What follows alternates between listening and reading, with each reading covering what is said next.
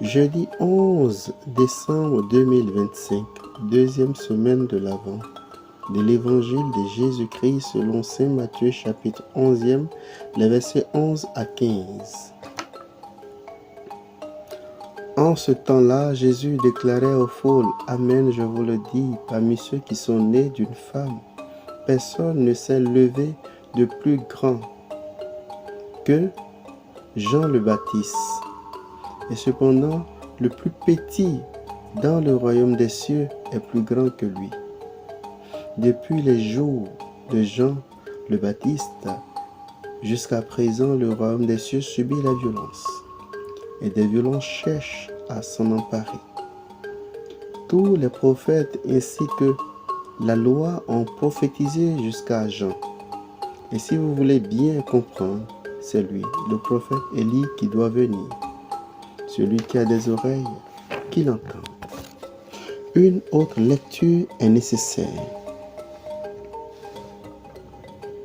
Se mettre en présence du Seigneur et faire un acte de révérence ou le signe sacré de la croix au nom du Père et du Fils et du Saint-Esprit. Amen. Faire la prière que nous appelons dans notre jargon ignatien la prière préparatoire. Seigneur, que toutes mes intentions, actions et opérations soient purement ordonnées au service à la louange de ta divine majesté. Pour ce qui est de la composition des lieux, vois une foule immense. Vois les personnes qui composent cette assemblée. Des hommes, des femmes, des enfants, des nourrissons, des estropiés, des aveugles, des boiteux, des malades, assis et debout par endroits. Et moi, dans cette foule, me frayer un chemin pour me tenir près de Jésus. La grâce à demander, ce serait ce que je veux et désire. Ici, ce sera de connaître intérieurement Jésus, l'aimer et le suivre de plus près.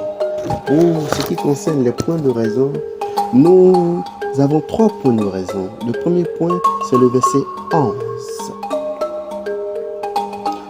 En ce temps-là, Jésus déclarait, « Amen, je vous le dis. » Parmi ceux qui sont nés d'une femme,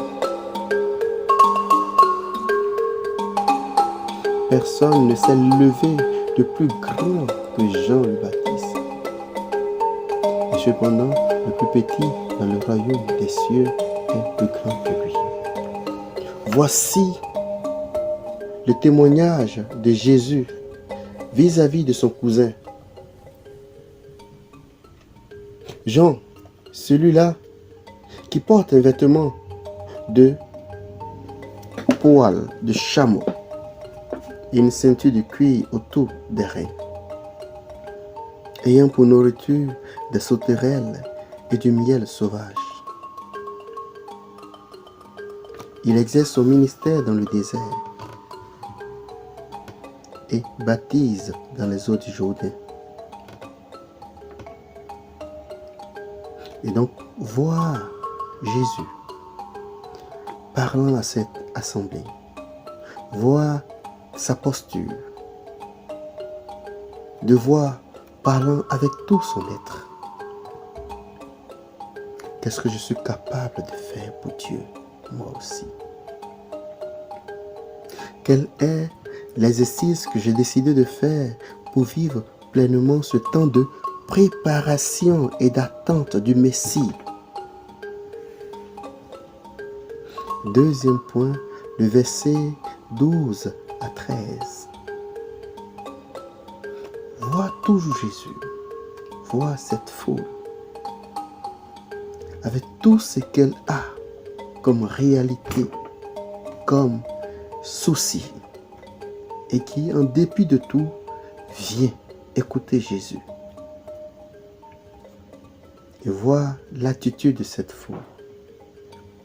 Et écoutons, depuis le temps de Jean le Baptiste jusqu'à présent, le royaume des cieux subit la violence et des violents cherchent à s'en emparer. Tous les prophètes ainsi que la loi ont prophétisé jusqu'à Jean. Le jour tant annoncé par les prophètes Ce jour pointe à l'horizon. Et moi, oui, et moi, où j'en suis par rapport à ma décision de plaire au Seigneur? Quelle est cette décision qui me coûte? Et quelle est cette invitation à laquelle le Seigneur m'appelle? Et là où je dois travailler. Celui-là même qui dit que dans son royaume, nous sommes plus grands que ceux de l'ancienne alliance.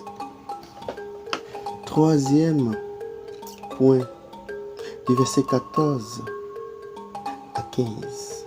Toujours le regard fixé sur Jésus qui harangue cette foule. Et cette foule, dans une discipline incroyable, se dispose à écouter sans désordre la parole qui sort de la bouche de Jésus. Et ce silence qui y règne. Et écoutons Jésus nous parler.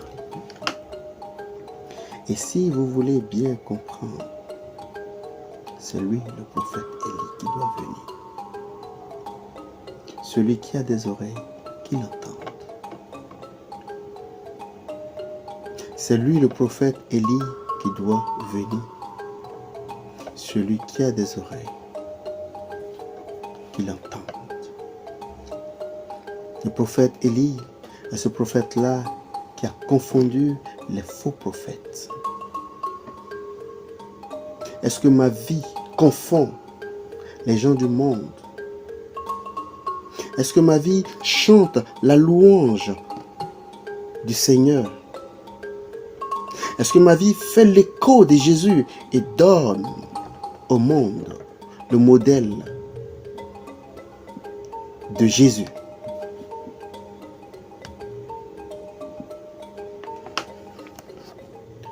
Et comme Ignace, notre Père, aime à le dire, ce n'est pas de parcourir tous les 3 points que je viens d'énumérer qui est important, mais c'est plutôt de rester là où il y a du goût.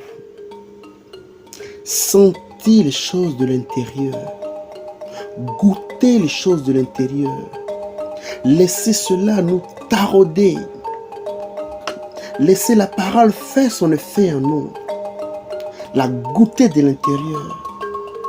Et tirer profit pour nous.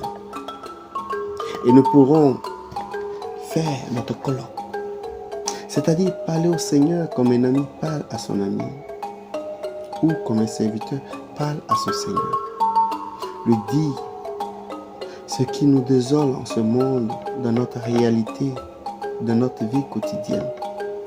Lui exprimer ce que nous avons de plus profond. Lui dire notre amertume. Lui dire notre joie. Lui dire notre consolation. Et terminer ce temps de rencontre avec le Seigneur par une prière d'église, un paternoster, un Ave Maria sera approprié parce qu'il vient. Et c'est Marie qui nous donne le Messie, l'enfant Jésus.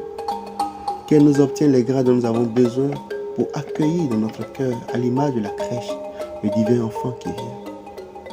Nous dire une prière spontanée qui jaillit de notre cœur.